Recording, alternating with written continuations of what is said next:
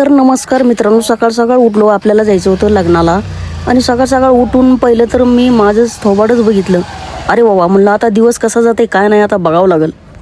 तर मित्रांनो, आपण आंघोळ करून रेडी झालेलो आहे. आता फक्त बघत आहोत आपण आपल्या गाडीची वाट, कधी येते आणि कधी नाही. तर चलो आता लग्नाला जायचे.